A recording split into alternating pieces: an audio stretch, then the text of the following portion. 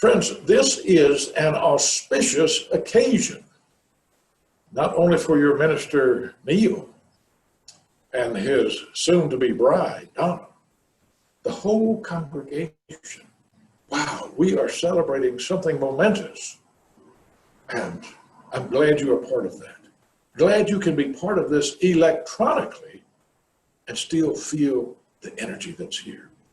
Well, coming up, 4th of July, 2020, we celebrate 244 years of freedom in the USA. Yay! Let's celebrate. But how free is our country for everyone? On June 19th, 2020, we celebrated Freedom Day or Emancipation Day, Juneteenth, 165 years after a Union general announced the order in Galveston, Texas to proclaim all slaves are free. Hallelujah! But how free were they really? And how free are their descendants today? And you see, if one person is not free, none of us is free. Laws and practices were put into place that kept those slaves, freed slaves and their descendants from being free. Great strides have been made, particularly in the 20th century, the passage in 1964 of the Civil Rights Act. But even then, people were not truly free. And here in the 21st century, we're still struggling for freedom. Much more work needs to be done. I celebrate our progress, and I call for more. A couple of years ago, I had the opportunity to ride on a plane, charter plane, from Atlanta to Memphis, Tennessee, with Bernice King, daughter of Martin Luther King Jr. She invited ministers of all different denominations to go with her, to tour the historic sites, to meet with people, to see how far we've come and how far we have to go. I was very honored to be on that flight. My particular calling this life has been in the spiritual realm. And in this realm of spirit, I call for freedom. Much work needs to be done in the spiritual realm as well. I know that if our minds and hearts are not changed, no work in the outer will be complete. The work needs to be done in the inner and in the outer for the work to be complete. Let me read from the Old Testament, the book of Leviticus, 19:17. You shall not hate in your heart any one of your kin. You shall not take vengeance or bear a grudge against any of your people, but you shall love your neighbor as yourself. Well, some might say, well, then it must be okay to hate people who are not our kin, who are not our tribe. Let me tell you my very first spiritual insight. I was 6 years old, about 1958, and I don't know why my parents sent my brothers and me to a Quaker camp, but they did. Very peaceful people. It was integrated fully. Didn't seem like that was unusual to me to go there and have fellow campers who were of a different color. It just seemed normal. 1958 in the Deep South. So I will always love that. But this was my spiritual insight there. Since Adam and Eve were the first human beings on this planet, we're all related. And I told everyone who would listen to me, they thought, wow, this is a pretty spiritual kid at 6 years of age. But you see, I got that. Whether you take the creation story in Genesis as literal or not, the idea that we're all related is a very important idea. I say this now as a 67-year-old retired Unity Christian minister. It is time for racism to end. It is time for extreme warlike nationalism to end.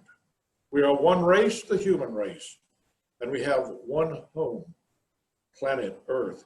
We see how difficult it is when the earth is burning, when there are extreme measures that need to be taken place that haven't been taking place to protect this one home, our planet Earth. We have to work together starting now When? Now. Declare your spiritual independence with me by declaring, we shall not hate anyone.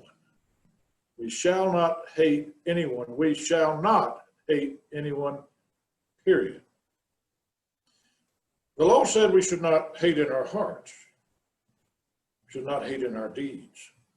No hate in our words, no hate in our thoughts. You see, if we hate in our thoughts, then we will hate in our words and we will hate in our deeds. No hate, period. In the 5th chapter of Matthew, verses 43 through 45 and 48, we read these words from Jesus the Christ. You have heard that it was said, you shall love your neighbor and hate your enemy. But I say to you, love your enemies and pray for those who persecute you, so that you may be children of your Father in heaven. The world needs, whether you call yourself a Christian or not, this kind of belief, this kind of attitude, it needs to be in all of us and expressed in us. But then the master went on and he said for me, what are the most difficult words in the Bible?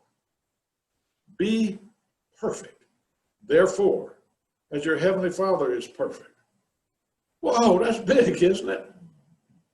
He is saying we can no longer excuse our wrong behavior, our wrong thinking, and wrong speaking by saying, well, what do you expect? I'm only human.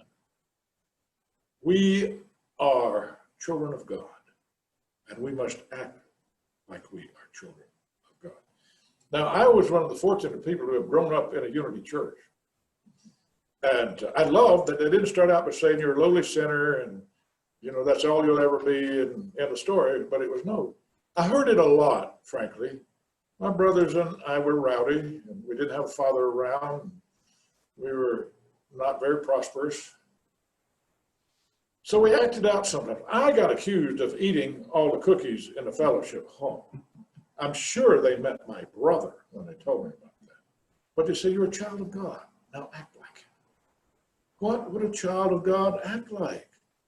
Come on, folks.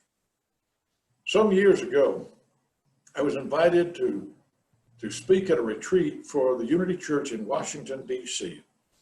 The Reverend Amalia Frank was the minister there. She was a tremendous, tremendous person. About this tall, but a powerhouse. Well, she picked me up at the airport in Washington, D.C., handed the keys to the car to me and said, it's rush hour traffic. I want you to drive us through Washington, D.C. to West Virginia to the retreat center. God, I didn't know her car. I didn't know Washington, D.C.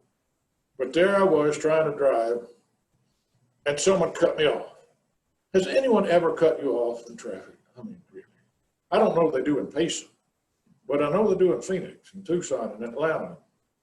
And I blurted out, I hate it when people do that. And little bitty Amalia looked at me and she said, what did you say? And I said, I hate it when they do that. She said, oh, hate is a very bad word. It has a negative vibration. It would be better for you to say, I prefer for them not to do that.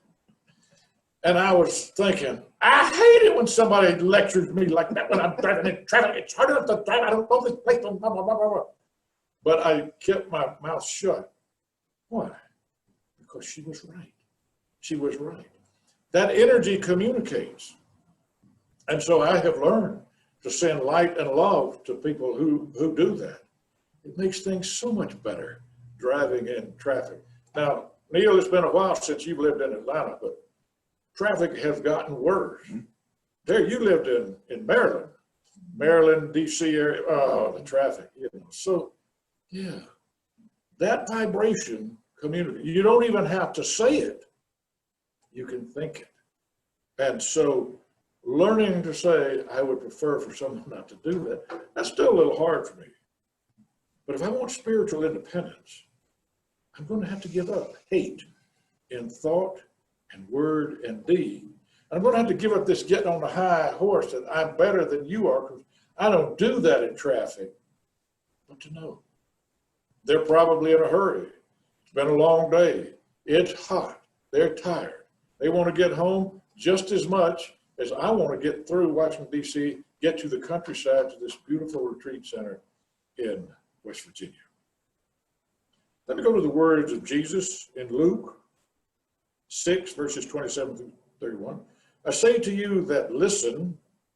Now, when he says that, presumably there are a lot of people who didn't listen. Do you think that's true today? Neil, I know everybody must listen to you when you give your great words of truth here, right? Yes.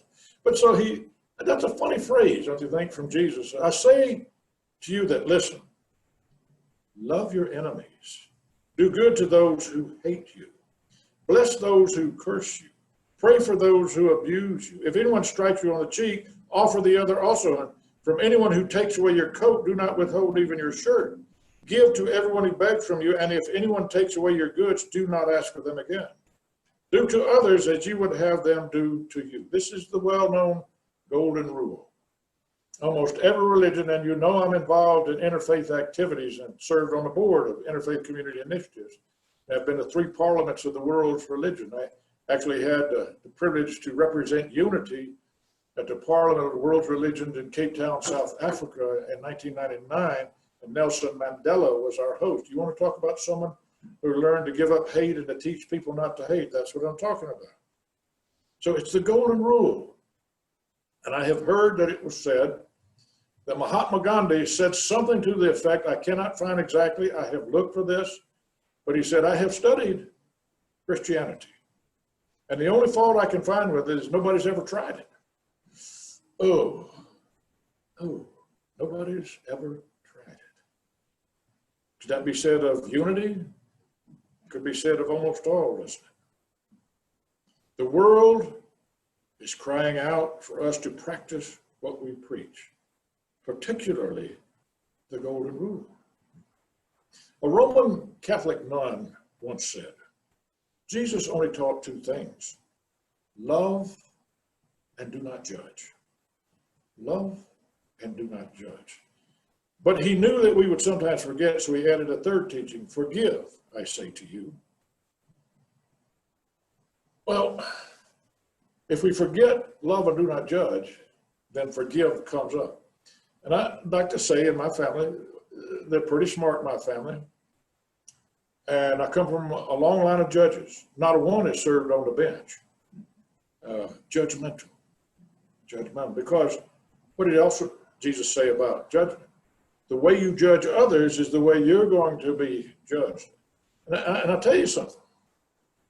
I have my opinions about politics. I'm not going to get into that. But the people I judge in politics, I need to ask forgiveness. Clean it out for myself. Bless. But I want to say, and you've already heard me say this, a 4th teaching. So we got 3, love, do not judge, and forgive. The 4th one that I want to say is, do not hate. Hate is an ugly vibration, and hate begets more hate. And unforgiveness blocks off the flow of healing, of a prosperity, of happiness. So, love, do not judge, forgive, and hate. 4 things. 4 things. Let that be your credo. This you believe about life. As we have been celebrating independence and freedom and emancipation in the months of June and July, I want us to go back to that brilliant Declaration of Independence that led to the founding of the United States of America. The principal author of this declaration was Thomas Jefferson, with the help of some other brilliant people who helped edit that. Do you know, in total, all 12 of the first presidents owned slaves, 8 of whom owned them while serving as president of the United States. Jefferson was a slaveholder. These are the beginning words of the Declaration of Independence. We hold these truths to be self-evident, that all men are created equal, that they are endowed by their Creator with certain unalienable rights, that among these are life, liberty, and the pursuit of happiness. This is a precious, precious document. What I'm about to say is very presumptuous of me, and maybe as a minister, I have been more presumptuous than I would care to admit. but it's on my heart to say it. I would change the wording. Who am I to change the wording of great authors of that? But I would include women and children and people of all races and nationalities and religious beliefs, as well as sexual orientation. We want to be free. It has to be all people to be free. And if all people aren't free, no one will be free. Do you know, in this country, of course, women were considered, forget the race part. I mean, women were considered second class. Children. Do you know we had laws for prevention of cruelty to animals before we had child labor laws? The children were just free labor. The women were property. And then let's get into religious beliefs as well as sexual orientation. There will be no peace until all are free. My belief is we must work on the inside and the outside. It is my job to pray and to meditate and seek guidance from the higher power that resides within me. It is my duty to find God on the inside and then live it on the outside. This is what spiritual independence means to me. God bless you. Happy Spiritual Independence Day.